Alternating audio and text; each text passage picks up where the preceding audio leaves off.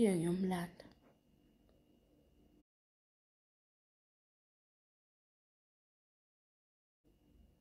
Because guys, mina selokhu ngizigcinile mina 27 years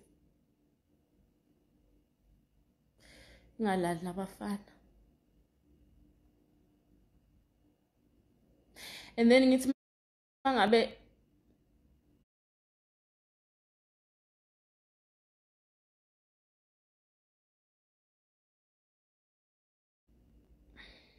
sengishadile,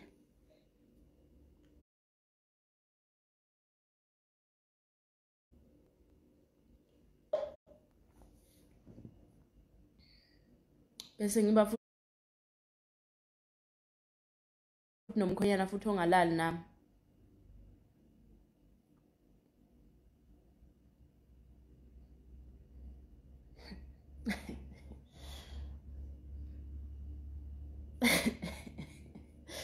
Ngiyaqolisa guys. But apparently umkhonyana wami akanayo appetite ye-sex, akanayo.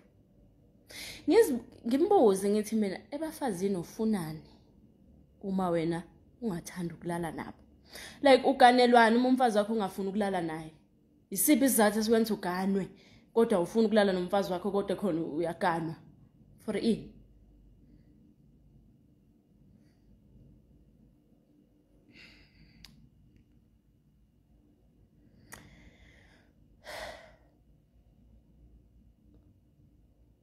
Ingiphethe ke indlala.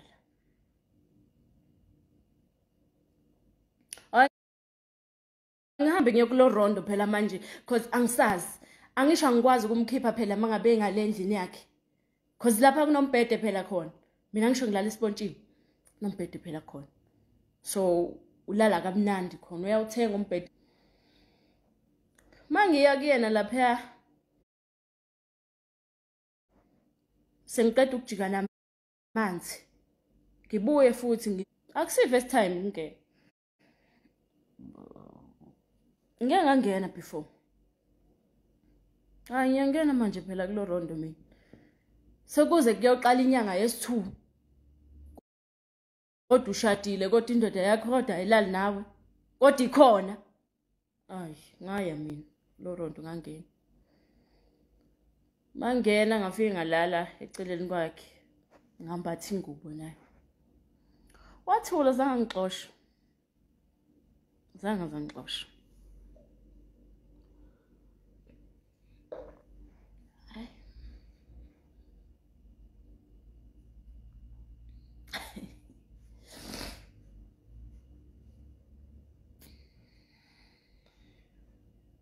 Okay.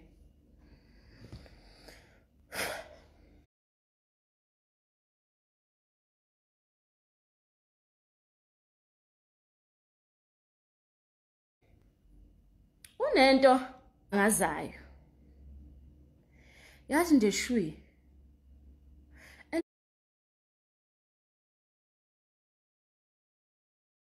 Ekudluleni kwalento le kuthi angazi if the guy calculates my period uma ezobuya. Uma ezobuya uzobuya namhlanje. Fine. Mayibuyile namhlanje eze ngimina and then bese yahamba ke. Another thing enginotisile akafuni bantwana. Umkhana akafuni bantwana. Akafuni bantwana. Angazi noma akafuni bantwana nami noma akafuni bantwana ndawo bonke abafazi bakhe, I don't know. But with me sengiprovile ukuthi akafuni nabantwana lo muntu abantwana akabafuni. And ngiyambuza futhi mina because angikwazi ukuthi ngingafeki because mina ngiyadideka ngempela ngoba wathi ushembe kithi umulalele kahle ifundiso zabazali bakho yakubusisa eganeni kwakho. Nenzalo yomzimba wakho yokubusisa. Ngiyazibuza ukuthi kanti wayesho ukuthini ngoba phela abazali ngibalalelile. Ngayenza yonke imiyalelo nemigomo yokuthi ngishade nomkhana wami ngiphelele. Phati kuphi ukungibusisa kanti ke kwakuthiwa ngiyokubusiswa. uma ngiphila ngaphansi kwesimo esinje.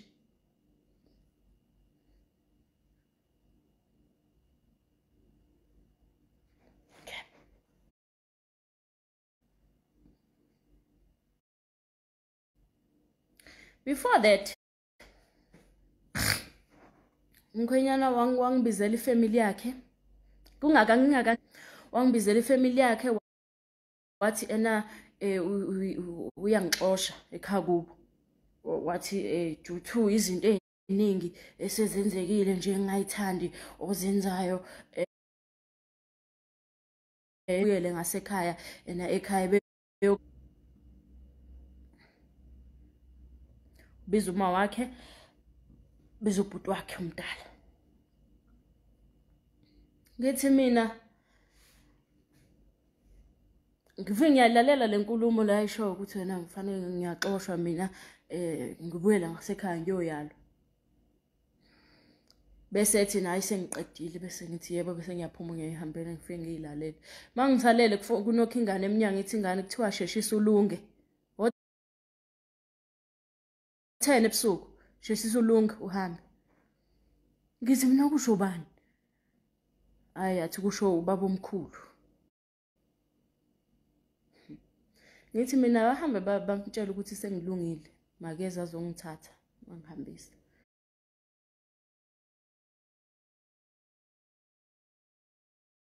Ayima ngiyambikela yonke lento eyenzakalayo baba ngiyambikela ukuthi bafuna ukungithengela umbhede akafuni ukuthenga wardrobe akafuni kwenza lutho kanti nanikhulume ini nanikhulume kanjani because nje inkomo zefurniture nakhuluma nokuthi kwenza njani wena baba ngesikhathi ungenisa la endlini erondweni omncane kanje awusalandeli ngani phela ngomkhwene wakhuluma nawe awusalandeli ngani ukuthi kanti iphindle leyo wathi sizoza sobona ifurniture kuyo uma mina sekuyinyanga yesi4 le ngisahlele erondweni. Ubaba angazi noma ingoba uyindoda yini but all the time akaza bese side lami angisho ukuthi ngimkhuluma ngabe ngobaba wami but mangimbikela ubaba blame mina athi mina ngingamhloniphi umkhwenyana. Nakhona ubaba utshelwa umkhwenyana ufike enza izinto bese gijima atshela ubaba kuqala. Ubaba mase suka lapho uzothethisa mina ukuthi ukwenzelani ukuthi nokuthi kumkhwenyana ukwenzani ukuthi nomkhwenyana ukwenzani ukuthi kumkhwenyana. Anganginiki ichance ukuthi mina ngiexplain ukuthi nakho kwenzakalile. Cha ubaba qhamuke sevutha nje athi kakapheli neminute sikubekile lapha azondo usuyahlupha usuwenza ukuthi nokuthi kusho ubaba. Ngimfonela ubaba ngithi mina baba ngisacela ukuthi ngufonele ngikubikele ngamtshela baba kune situation kanje akasafuni umkhwenyana unginike imali ukuthi ngidle athi uma engifakela leyo mali kuzobe sekuphelile phakathi kwami naye uzobe mina enginikeza imali engasathandani nami. Ngathi mina faka imali mfethu ngeke mina ngidla uthando ngidla ukuthi umuntu uthi uyangithanda bese engangifakela imali ukuthi ngidle ukuze thiwa uma ngikufakela imali kobe sekusho ukuthi angisakuthandi angisathandani nawe it's over between us. Ngizodla ini mina ngizodla uthando? No. Ngathi mina wena usayiphathelwe kabi nje ukuthi imali kufanele uyifake iningi but ifake imali. Ngomtshela ubaba lokho wathi ubaba rather ngingadli then ukuthi ngilahlekelwe umkhwena ngathi mina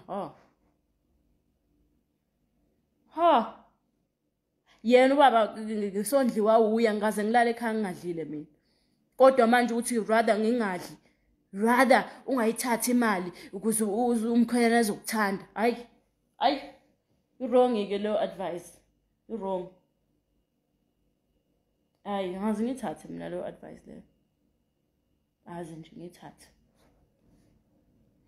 Umkhwena angibizela uma wakhe nobhuti wakhe la endlini ngiyaxoshwa ke manje ngithi mina no angizukuhamba mina la ekhaya mina ngiyayazi indlela engafika ngayo ngafika ngebhokisi ene le bhokisi leli njoba likhona la liyisign yokuthi ibhokisi alone uma nje ubona ibhokisi lisho ukuthi umuntu loyo is not coming back.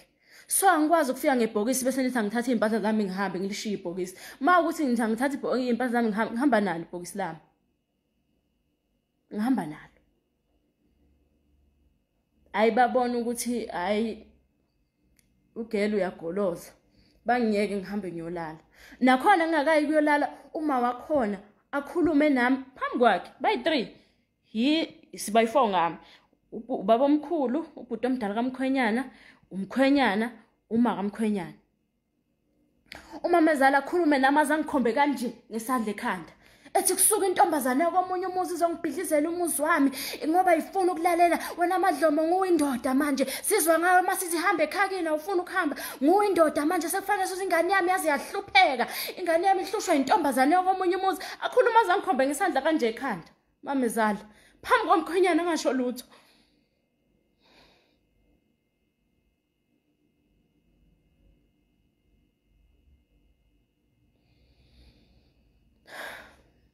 Angasho lutho umkhwenyana mayithulele. Ngisho ukumkhuza uma wakhe ethi makahle. Mfazi wami lo cha ngiyazi mina leyo nto ukudefendwa umkhwenyana against ifamily yakhe angikwazi. Iyabukela nje. Bezenzele noma yini bafuna ukuyenza. Ekhona.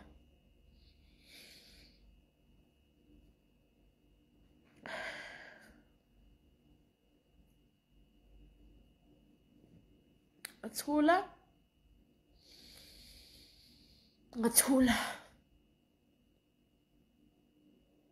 Ngihamba ngayoyihlalela endlini.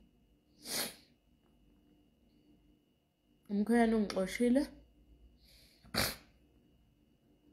Ngangahamba. Ngahlala.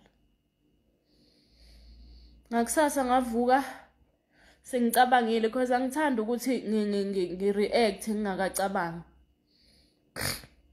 Mase ngicabangile ngahamba ngaya kuMamezala ngathi gogo ngisacela ungibizele umkhwenyana ngoba uhleli ngale endlini kamakoti wakhe. So angikwazi kumlanda khona. Ngiyacela gogo ukuthi ungibizele yena mayelana nodaba lo lebeni lwethula izolo. Sengicabangile.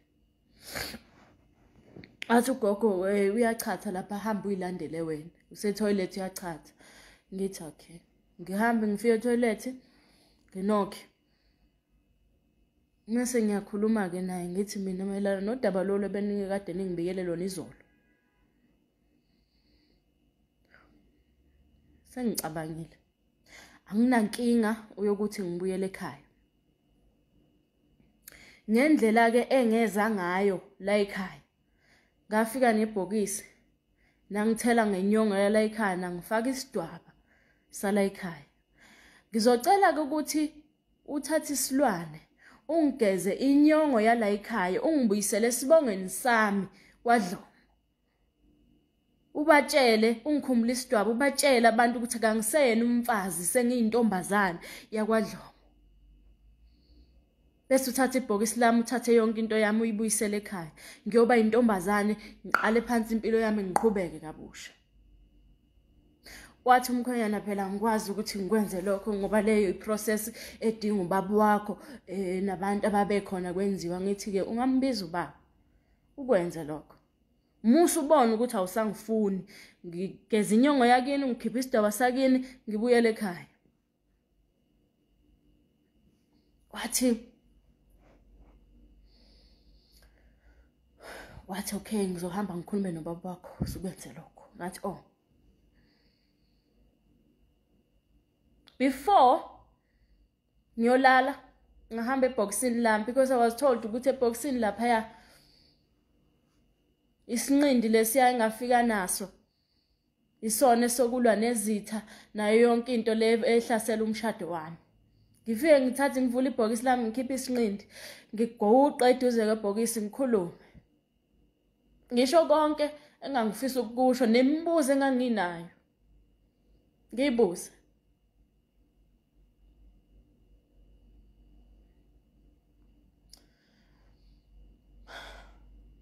Theme ngiyibuza leyo mbuzo.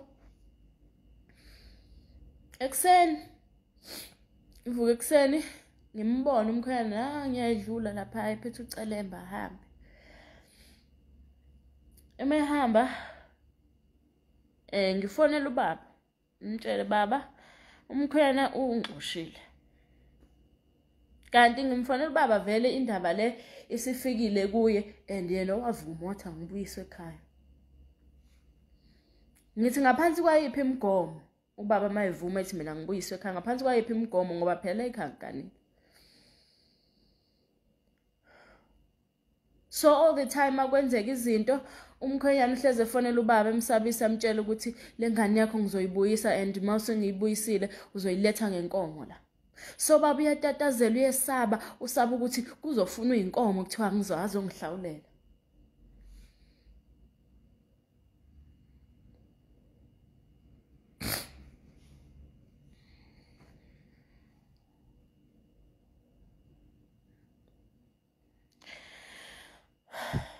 Athi umkhwenyana mayebuya afonela ubaba amtshela ukuthi ena ubuya kumuntu ukuyobheka ukuthi kwenzakalani. Nangu phela yena esexosha umfazi wakhe esanda kushada kukuhle kunjeyana kwenzeka izinto angayi-understand. Kusho ukuthi umuntu lo wayebheka kuyo wamtshela ukuthi kwenzakalani. So kwashiwo ukuthi angengasi because indaba zama-family but something that links umamezala and the other wife. And then kwathiwa kufanele mina ngifunele usizo ngikhishwe lento abangifake yona le eyenza umkhwenyana mangasaboni umfazi kimi. Kusho yena umkhwenyana etshela ubaba wathi kumele ngifunele usizo mina ngikhishwe leyo nto. Ngamtshela ubaba ngathi mina uyayikhulumela leyo nto bazohamba bayivale angazaphinda yisho ukuthi mina kufanele ngifunele usizo.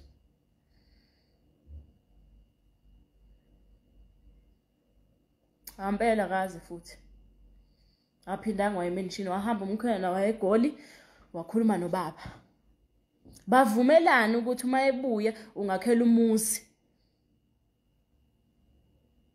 uyangikhipha lapha ekhaya. Umkhwenyana complain ngokuthi indawo lezi akayifunayo mina ngiyifuni ekubeni sasikade ngitshelwe uye ukuthi indawo uyitholile eBay.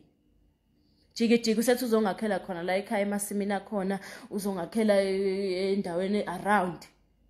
Angiyifuni mina lezo ndaba because umkhwenyana wabukisa ngami. One ukubuyelana kwakhe nomfazi wakhe ayehlukene kudala kwakubukisa ngami lokho.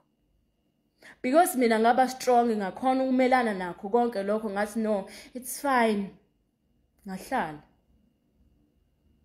But kwakhulunywa kakhulu ngami emphakathini. Ngeke ngize ngikhulume kakhulu ngalokho. Umkhwenyana wafika wangakwenza lokho. Wangakwenza lokho. Wathi ubaba akafuna indawo ezofunwa uye umkhwenyana. Akhe umuzi wami ebesethi Madlomo nanku umuzi wakho ngena la bese nginqaba ke mina ngibonakala ukuthi nanku umuzi wakhiwe mina kodwa ngiyanqaba ungena kuwo because ayikhulumeki leyo ukuthi athi zonke indaba akayifunayo mina ngiyifune kubeni kungenamuzi akawakhile. Okay, azange kwenziwe lokho.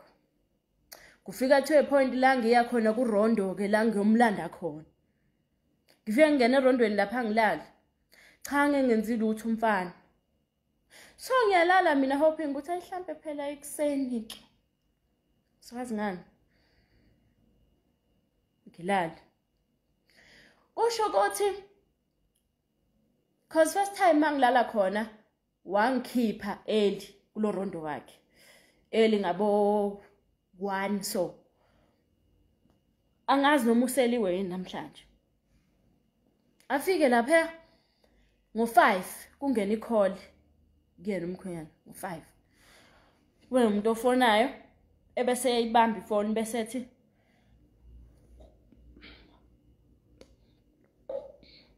ethi ngizobuya kuwe.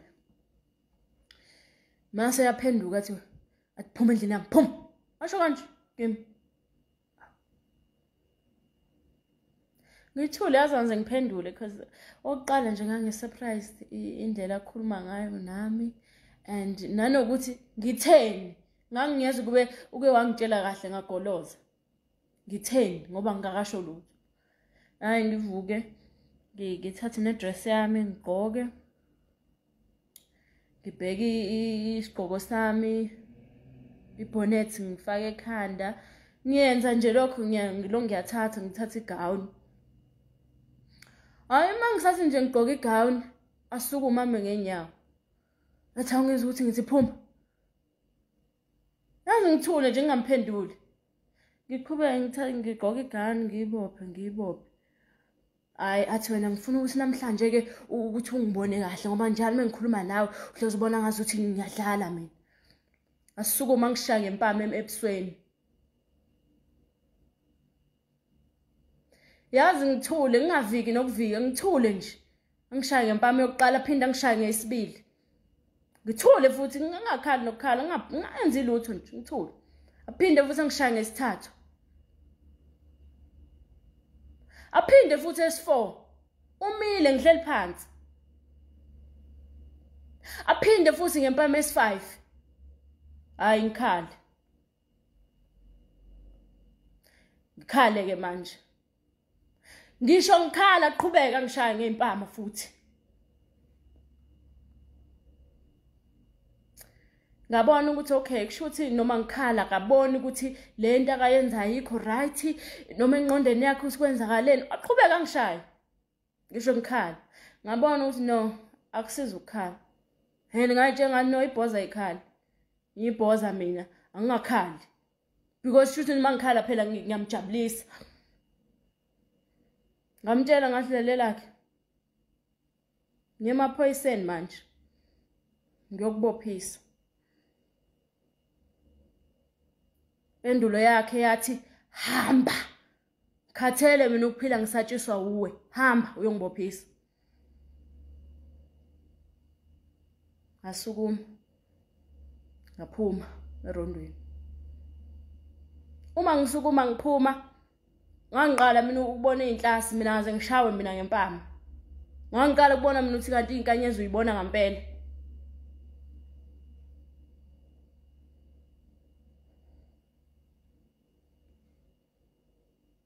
Ngezimpama eziyi8 ebusweni. Nginayo mina indoda ezongishaya. Ebusweni.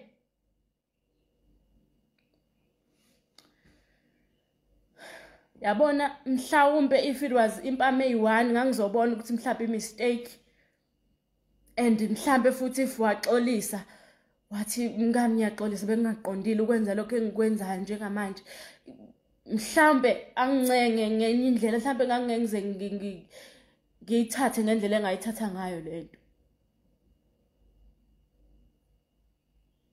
Ngisukume ngiphume. Uma ngiphuma ngihambe ngifike lapha endlini ngifike ngikhumula igown. Ngithatha idress, ngigqoka ingubo phekwe nedress. Ngithatha ijacket ngifake emzimbeni kusasemnyama ngabo 5. Ngifake ijacket yami, ngibheka ifoni yami ngiyithola. Ngiyithatha ifoni nesikhwama. Ngithi manje ngiyaphuma eminyango aqhamuka. Niyamazi ukuthi unganana vele afika ngivimbe eminyango amagcwala umnyango so athi akukho la uyakhona ngithi mina ngiyaya. Wangiphushela phakathi wangiphusha lesifubeni, wangiphusha ngayowela le phansi ngavuka ngathi ngiyaya emaphoyiseni. Wathi awuyi lapha ngathi ngiyaya. Wabamba ifoni engangiyiphethe because itablet enkulu le phone engangiyiphethe. Sabambana ngale phone lesabambana ngayibona ukuthi iyafa manje ngayidedela ngamiyekela kwayithatha. Ngaphuma, uma ngiphuma wangivala phansi kwekhwapha kanje. Wangivala phansi kwekhwapha wangicindezela. Ngadlubulundela ngaphuma ngabalekela phandle. Mangibalekela phandle wangiqhubha wangikheqa ngawela phansi. Mangiwela phansi wangiqinya.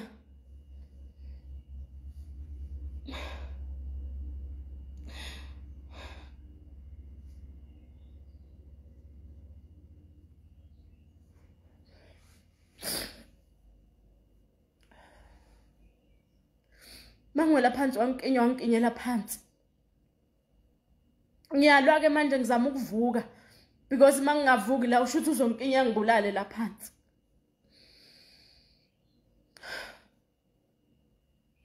Ngithe sezama ukuphakama engicindezele phansi. Angazi noma wayehleli kumina noma wayenze njani angisakhumbuli, but into engiyikhumbulayo ukuthi wayengicindezele phansi efaka izandla zakhe la entanyeni.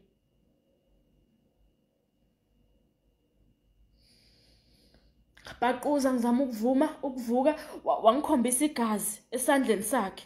Wathi yabo Madlomo sengiphuma igazi. Yabona ukuthi usungilimazile sengiphuma igazi. Ngathi mina ngilimaze ngani? Ngoba ngaze ngikulimaze mina ngifuna ukudlula, ngicela ungidlulise ngihambe ngiye emaphoyiseni. So uthebona ukuthi ngiyazama ukulwa ngivuke la wangidedela, wathi ngisawutshela umama. Wahamba wayitshela umama wakhe ngahamba mina ngaye emgaqweni. Ngumnyama ngabo 5 kusuke semnyama ngo5. Ngangaya ngalendlela le ngazi ukuthi uzohamba ngayo mangicinga ngahamba ngendlela yehlathi ngayophumela emgaqweni. Uma ngiphumela emgaqweni ngaphumela phezulu estopini lesesinye. Ngahayika khona because anginayo imoto. Ngahayika khona ngaze ngayithola imoto eyangithatha yangibeka police station.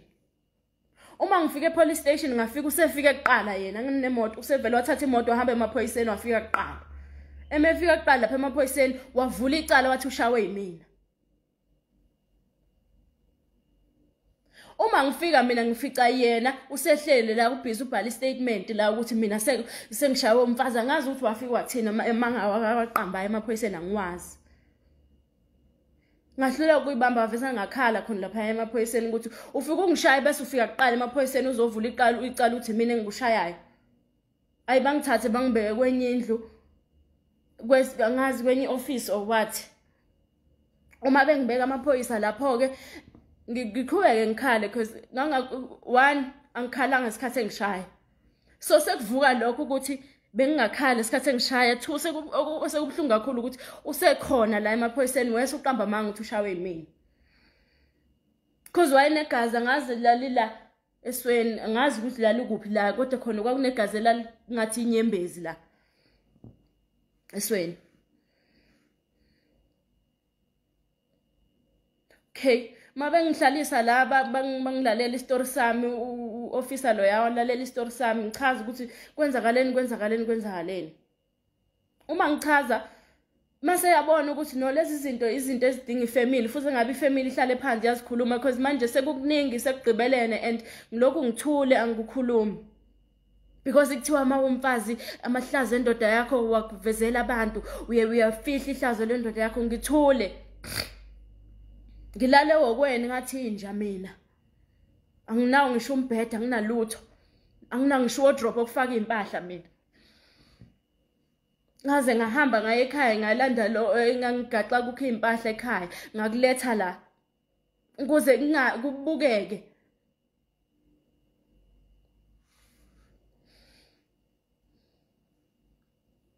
Kwabiza ifamily emaphoyiseni kwabiza ubhuti wakhe omdala kwabiza uma wami. Ngesikhathi ngisemaphoyiseni ngathi mina icala ngiyalivula. Bathi uthi uyalivula icala uthi nawe uyalivula uthi ena uzokubopha nawe. Thina sonibopha sobabili. Bathi umncane cabangela icareer yakho cabanga ukufunda kwakho osukufundile cabanga ifuture yakho. Masune criminal record ngeke usaqashwa ngeke usebenza ndawo. Ngathi anginandaba. Mbopheni. Ay wafona ubaba. Wathi ubaba wenzani usimeyo wenzani? Icala lani lozovula lapho. Awuyeke lento yenzayo ngathi mina baba kudala ngikubikela ngokuhlunyezwa kwami ngihlunyezwa umkhwenyana sekuze kwafika la ngishaya khona ufuna ukuthi azangibulale ukuze ubone ukuthi nginenkinga. Azubaba wami ukolozela mina ngathi angigolozi baba kodwa ngikhuluma iqiniso. Azangigolozi ngikhuluma iqiniso.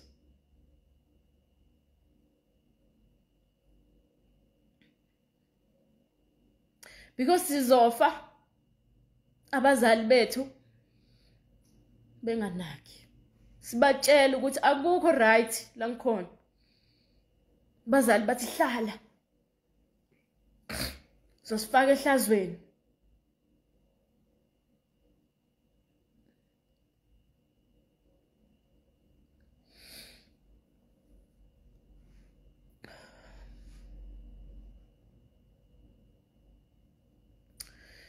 Sahlala lapha lokusafika ngo6. Ahlala kwaze kwashaya past 4 ntambama. savumelana ngokuthi mayefika umkhanyana wenza iplan yokuthi angisuse lapha ekhaya kubo. Because you cannot have abafazi ababili abahlala la bangazwana bangakhulumisana egcekeni and nawe wenza sure ukuthi vele uyayiqhubeka lento yabo ukuthi bala. Wathi mela ngisuse la egcekeni wavuma kahle wathi nje iyona into ayoyilungisa la ekhaya. Sagcina ke ngingayivulanga icala ngesimanga sokuthi uyongisusa lapha ekhaya. Masifika ukapteni wasemaphoyiseni lapha wa-offerisha ngomuzi wakhe wathi nginomuzi engiwudayisayo. Nginomuzi engiwudayisayo lo muzi lo engiwudayisayo ningawuthatha nizongikhokhela kancane kancane. Ningangena ezinenze i-rent to buy. Ningangena ngisho namhlanje. Kusho ukapteni. So sahamba sabantu abakhuluma lolo daba ukuthi hayi ke masifike ekhaya discuss ukuthi ngiphuma nini la ekhaya. Cause the pressure eningi ngiyambona ukuthi uyithola khona la ekhaya kufana impress uma wakhe ngam. Okay. Emva kwalokho akaphindanga futhi wangikhulumisa umkhwenyana, akaphindanga futhi weza ngimina. Sekufanele ngiqale phansi ngibuze ukuthi ugcina senza kanjani kanti siyayithathana umuzi ithini iplan. Nothing. Akasho lutho. Akasho lutho.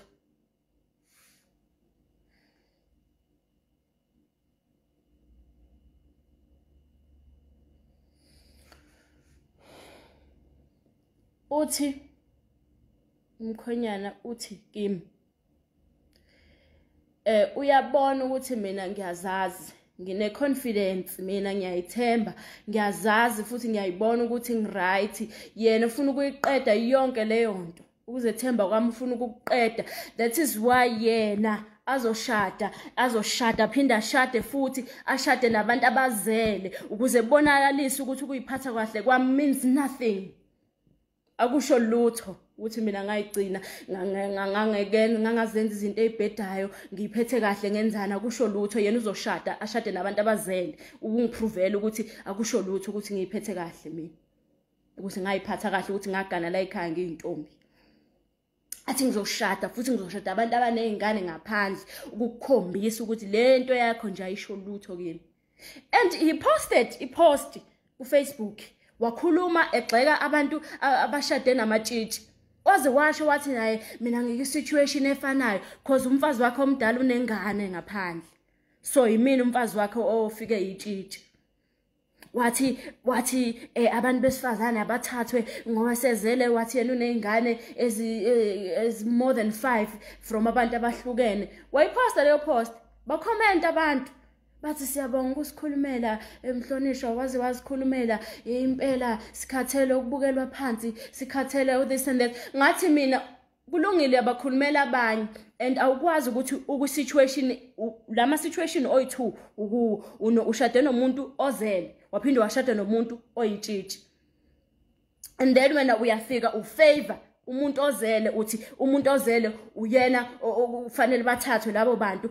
And kuma comments uzuyasho ukuthi amatshitshi kuzobe sihleke thina usufetshelwa yilelo tshitshi ochoma ngalo. I'm like, uyisho kanjani comment enje wena uthi ubuye futhi uthi uku situation efanayo? Ngimbhalela ke inbox ngithi ngiyacela uhambe uyo remove leya post because abantu bengekwazi okwenza ekhaya wena, kodwa mase ubhala ku social media usiyazi expose lapha. Ikhiphe le post.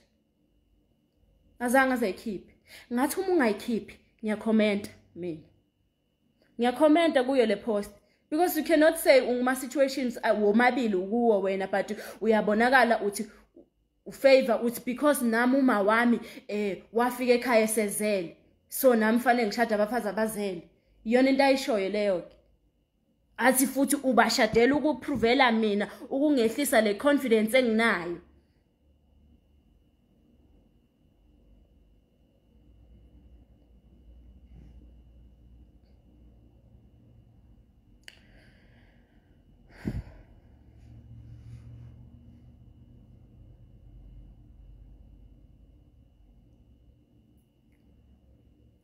Hayi mina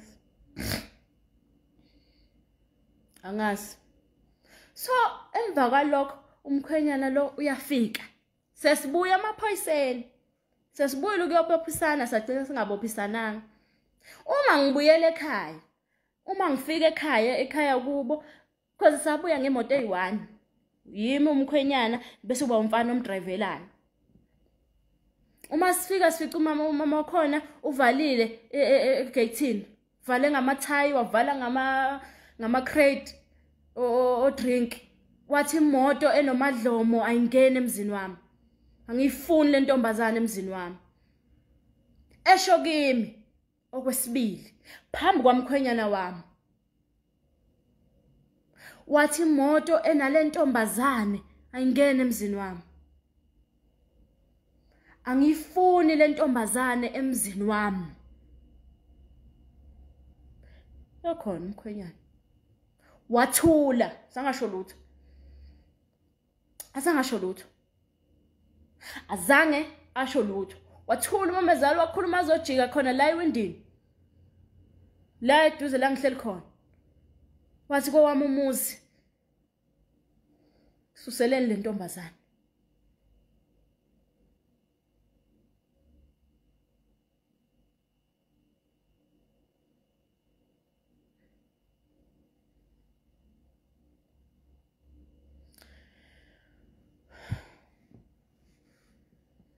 Ngahlala imoto yami ngaphandle.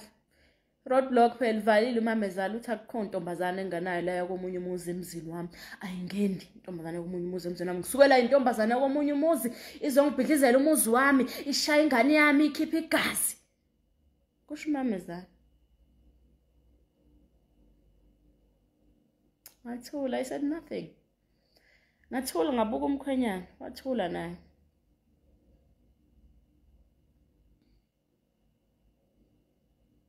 Wathula.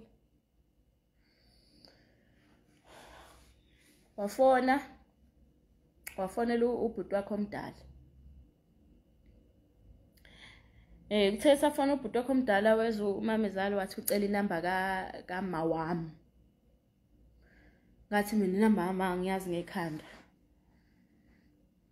Wathi icele kababa ngamnikeze kababa. Angazi ukuthi wafona wathini noma wafona noma wagcina enzeni angazi. Wafika kubhuti omdala, wafika wakhuluma naye. Sisuka sambone sehamba ke, eseshiya kanjalo yehla ingane umfana lo driver wasusa amathayi emgwaqeni, wasusa into yangena imoto. Nangena. Ngahamba ngayohlala endlini yami lelo okwelami engihlala kulo. Ngangena ngahlala khona. Ngalala because safika ngabo 5 ekhaya. Because saphuma ngabo past 4 police station. Kwathiwa indaba iphelile. Masifika kulungisa indaba yokuthi ngikhandele umuzi wami or ngithengele umuzi or whatever ezoshesha.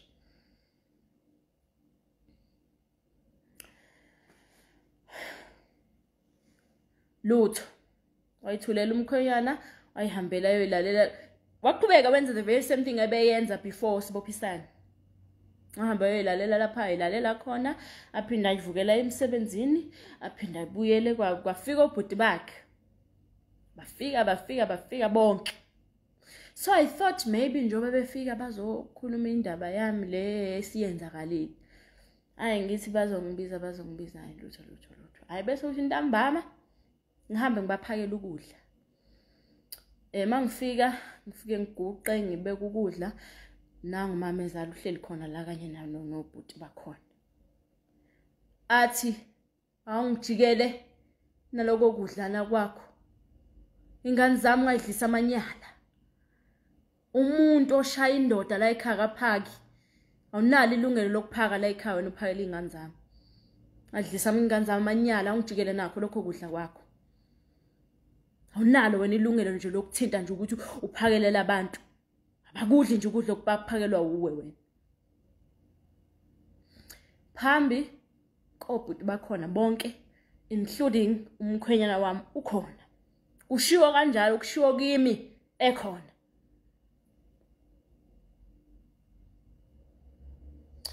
Ngibuze yena umkhwenyana. Ngithi Zondo. Ngijike yini nokudla? Because ngiyababona bonke abantu engibabonayo la ekhaya, but umuntu engimaziyo wangiletha la ekhaya ongaziyo uyena umkhwenyana wami.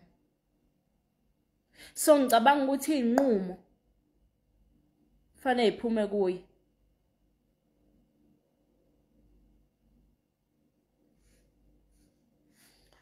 Athi yenza njengoba besho.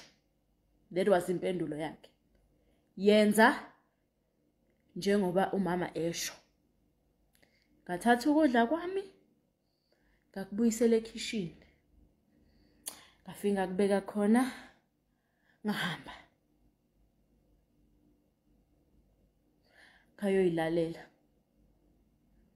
Ngidrained, ngikhathele, ngiyasindwa, amazwi akhulunyiwe enhlizweni yami akhona, ibehavior kamkhwenyana iyangikhathaza, yonke into kunzima nje, kunzima.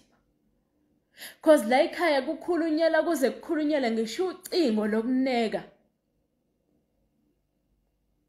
Uma nginekile mina impahla zami ngifica ithuliwe zanekwa othangweni.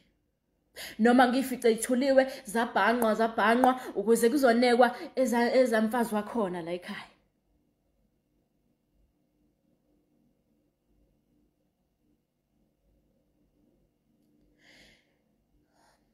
Ngisho umgodi wokuchitha izibi uyakhulunyelwa. Moyo lahla izibi kufanele ube nomentshiso ngoba kufanele uyilahle uyishise. Mawungayishisanga senkingeni la ekhaya. Mawungenawo umentshiso wokuyishisa ngeke uyilahle. Uma ugula noma unani ungagula ufe. Akekho umuntu onendaba. Especially mina ngihlala ngedwa ngaba nebhadi lokuthi umakotshana wami washeshe wahamba futhi naye. Mhlambe ngabe ngcono kube kokukhona umuntu wasekhaya engihleli naye, mhlambe engikhuluma naye. Akuzoba ngcono.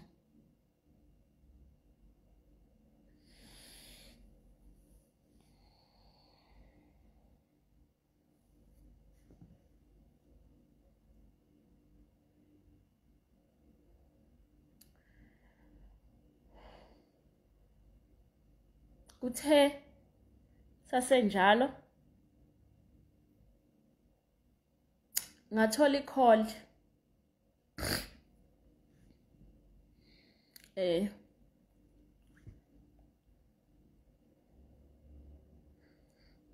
esuka kubaba. Athi ubaba unjani? Ngithi mina ngiyaphila. Kuyakhulumeka. Ngihambe ngiyokhuluma nobaba, ubaba ngitshela ukuthi kufoni baba omncane la. Baba omncane wami. Uthi baba omncane ufonelwa umkhwenyana and uselokho emfonele njalo uthi umkhwenyana kubaba omncane. Nenze njani kanti iziphi inyathelo enizithathayo ngoba mina ngishaywe umfazi? Nenza njani? Niyangihlawula or nenzani? Kusho umkhwenyana etshela ubaba omncane.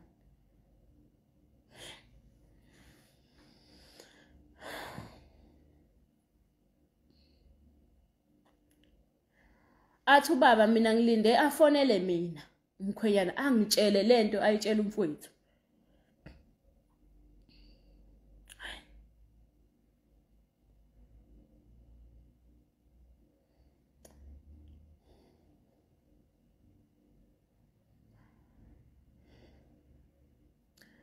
Bese ngithi mina uthi mina I would understand ukuthi wathi emaphoyiseni ngimshayile because wayizama ukuthi ngingambophisi. Ngiyayiunderstanda leyo, but why aqhubeka athi ushawe yimi? Why aqhubeka athi ushaywe yimina? Like inyamazi mosuzonda ukuthi indoda engakanani. Ngamqala ngapi mina ngiyamshaya? Ngimshayelani futhi ke nje? Khona sekushiwo ukuthi ngimshayelani.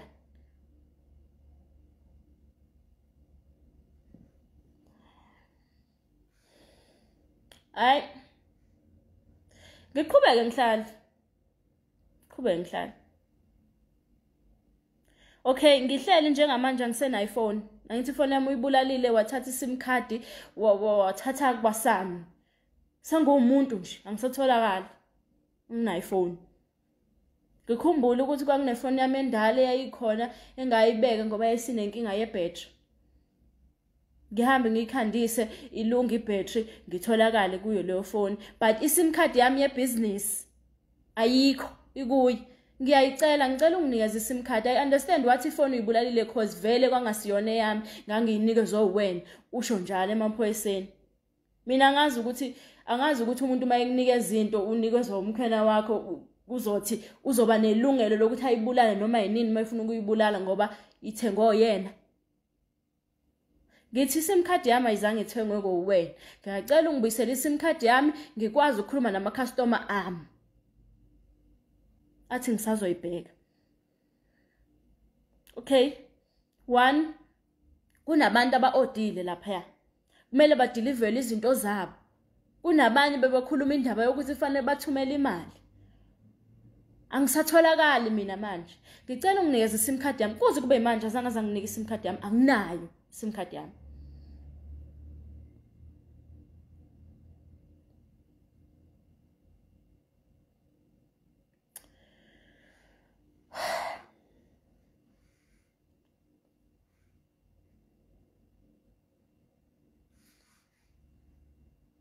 Azange anginike iSIM card yami, azange akhande muzi, akazange enze lutho nje uhlele.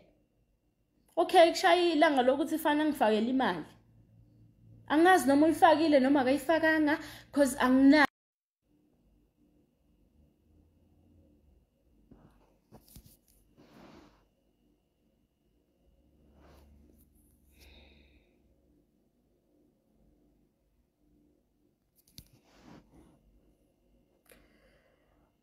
Okay. Ngisele ngiphazamisekile la.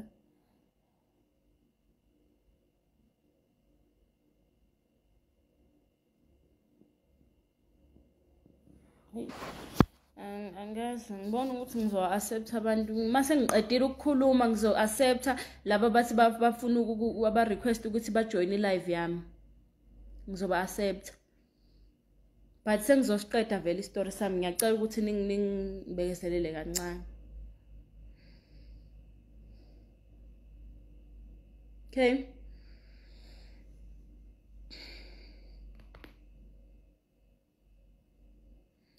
Njengamanje akazi umkhwenyana akhande indlu akaze afuna ukuthenga umuzi wakapteni akaze nje ayenze lutho nje nothing. Usaqhubeka nje ngendlela ukuthi uyafika afika ilalela lapha ilalela khona avuke kusena ayihambele emsebenzini.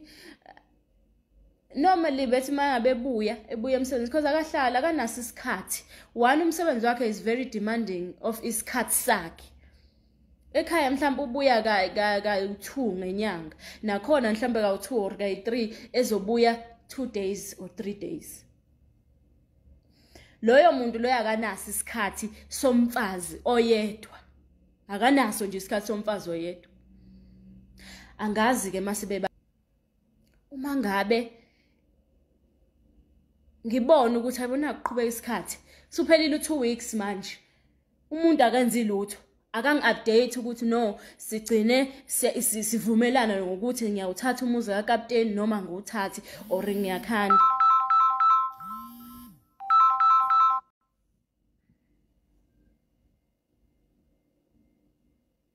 Okay.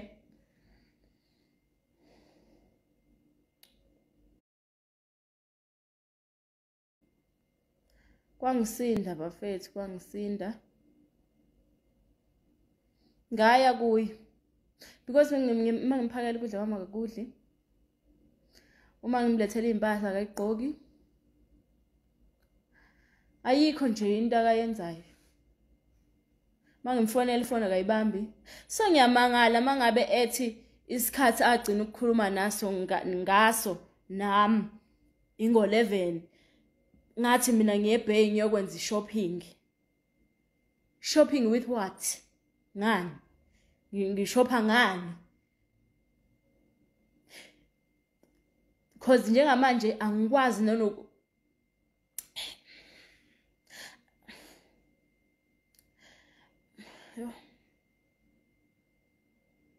angazi guys. Kuke kwafika isikhathi la ngangifuna ukuthi guys, I need your prayers, please pray for me, because kuyangehlula as much as ngi-strong. One thing about me, mina utshwala ngiphuzi, akuna drug engiyifakayo emzimbeni, so whatever yenzakalayo yenzeka ngisoba, ngifila ngisoba nje. So angazi, kuyasinda. So ngisasindwe yilokho, uma ngizwa ngabantu, cause yena umkhaya akakhulumi nami, asho lutho, akeze endlini yami angikhulumise, akabambi ifoni yami, akafoni, akho lutho nje oluqhubekalayo.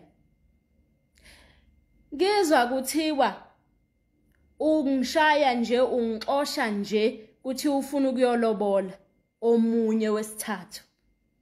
Thiwa umkhwena wami uyangishaya, uyangixosha,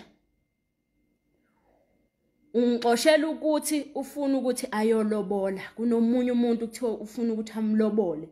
Ngino 4 months ngishadile, kuthiwa sengiyalanywa. 4 months akakazasho lutho yena.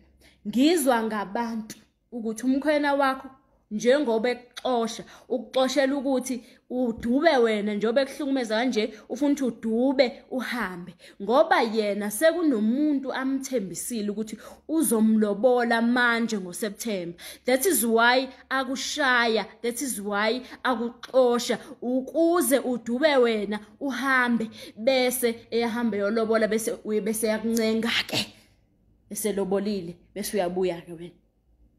Hawu,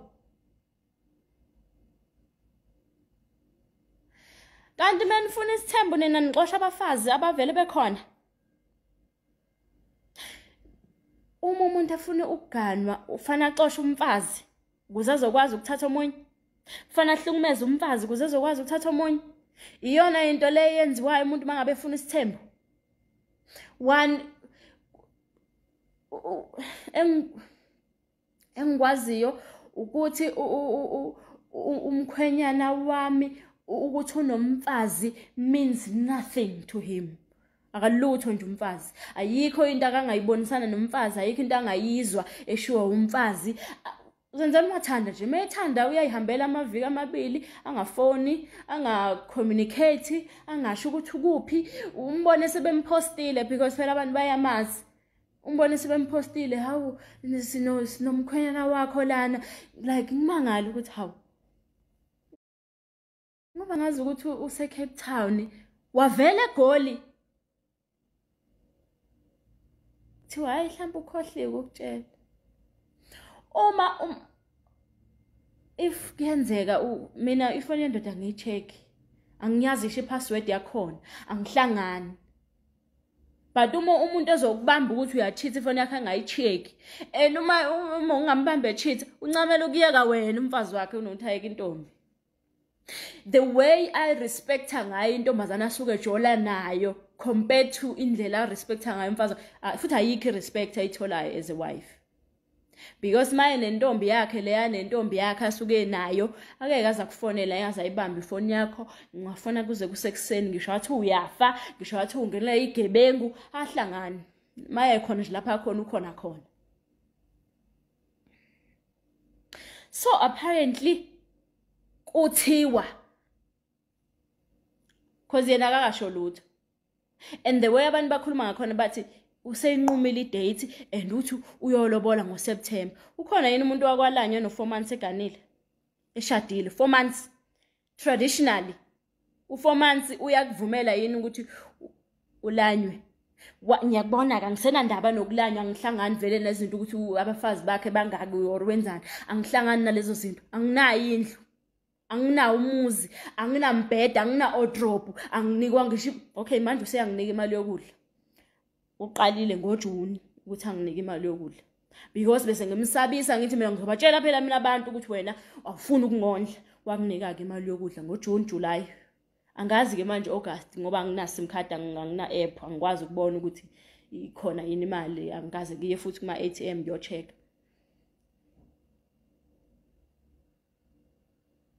akafuni ukukhokhela iDS ngiyayiza ayikho nje into akayenzayo but kuthiwa ufuna uku-add another wife what is that yini leyo guys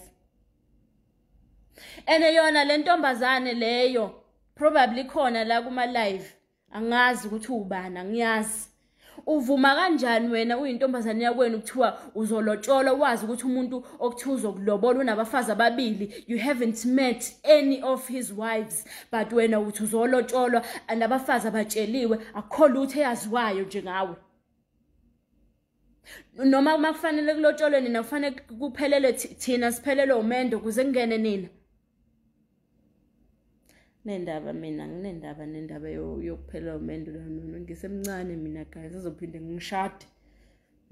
ngishade hawu ngizophinde ngishade nginendaba nalokho ama rumors ngizwa ngabantu umkhonyana hasn't said that ukuthi kunomuntu azomlobola kodwa kuthiwa ngoSeptember lo siyaku uyakwazi yini ukuthi ukhokhe isikweletu sakomunye umuzi ngesikweletu sakomunye umuzi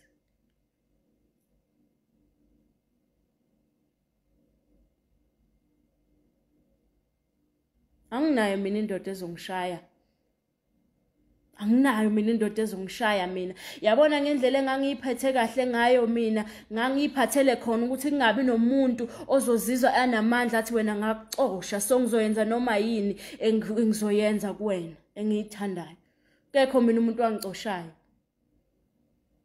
akekho umuntu owangishada ngoba engidabukela instead uyena umuntu owadatshwe because vele umkhonyana wami uyithandanana nogogo abadala ngisho kunaye so nje futhi nje angifuni ukukhuluma ngalokho ngoba iyangicasula nje yonke leyo nto into engicasula kakhulu leyo kungishaya ngithi mina uma mina ngizoba nendoda ewumholi ngendlela enimbiza ngayo nithi umholi wentsha okwazi ukuthi umfazi uyashawa ngithi mina nithi akathini entsheni ayihola thini because intsha lesikhuluma ngayo yikusasa lesizwe abantu abazoba abafazi bakusasa abantu abazoba bayeni bakusasa abantu abazophathiza abantu abazoba omama bakusasa nobaba bakusasa uma nithi abantu abayintsha abaholo umuntu owazi ukuthi umfazi uyashaya umfazi uyahlukunyezwa umfazi akondliwa nithi akathini entsheni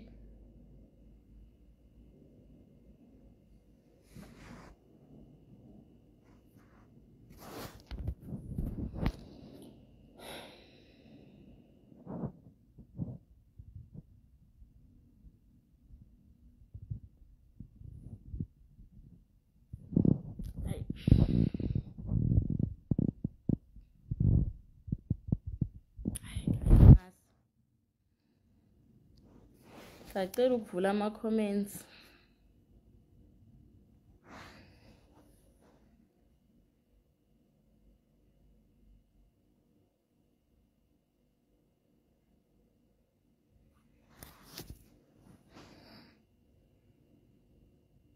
because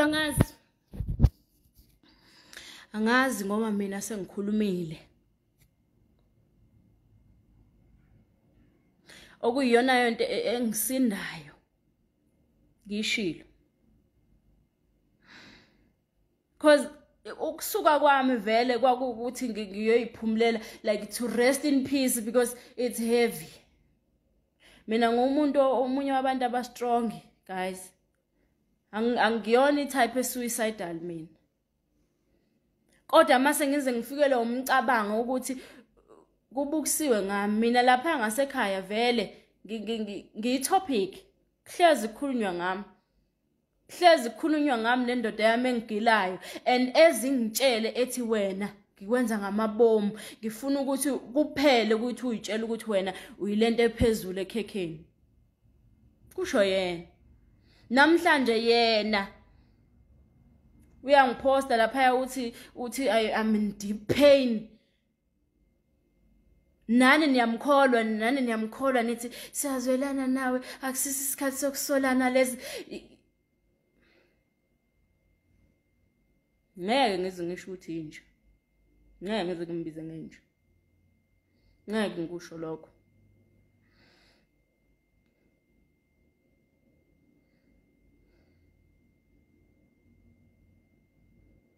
Kodwa why eqamba amanga? Why?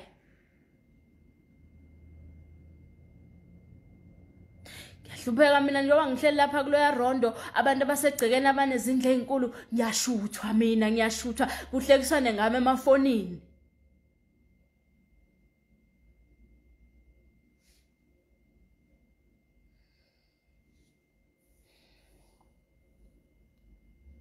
Bese zo pretend kuma social networks. Amanga.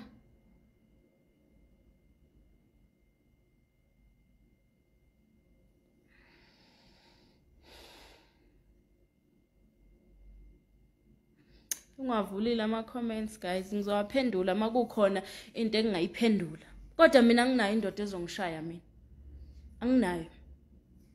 Anginayo nje indoda ezongishaya, ngilona mina ibhola labafana. Angikaze ngizenze nje ibhola labafana kusukela ekuqaleni. So angikwazi ukuthi mase nginomfazi bese ngiyashawa mina. Yini lengake ngingasayizwa?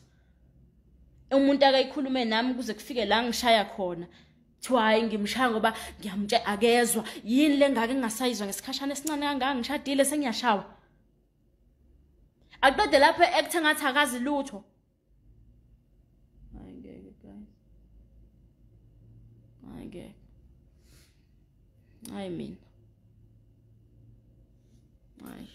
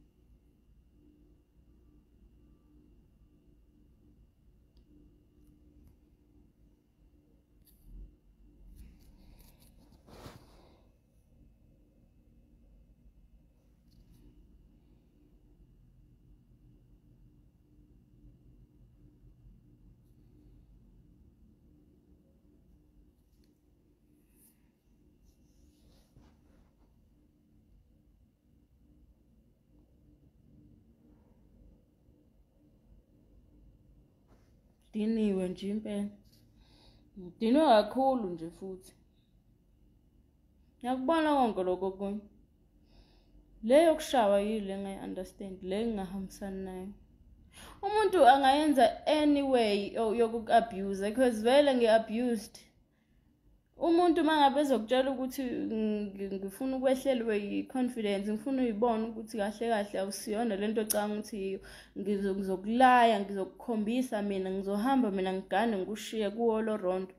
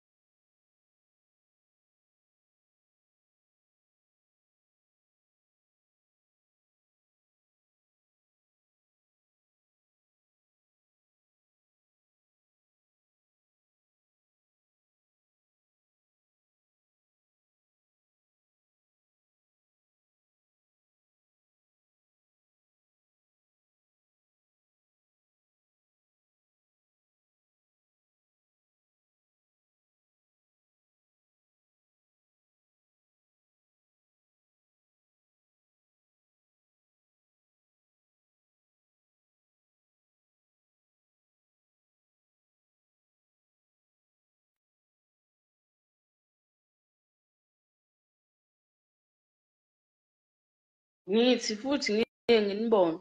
If lento le engizwayo le ukuthi eyangampela yini, ngike nje nginibone niyosaphotha lowo msangano loyo, ngizoninyanya mina.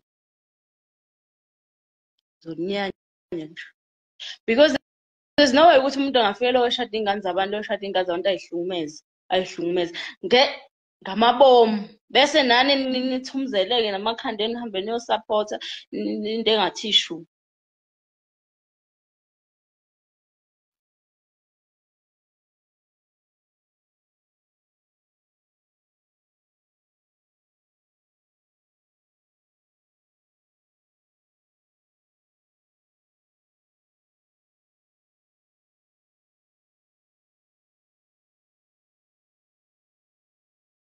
Ngiwabona ama-comments, ngabe ngiyaphendula. Ngiwabona. Ngibona nje bani started following you. Laba abanye ba-ask-ile ukuthi to join my live. Ngiyazama ukuba-accept but angibatholi.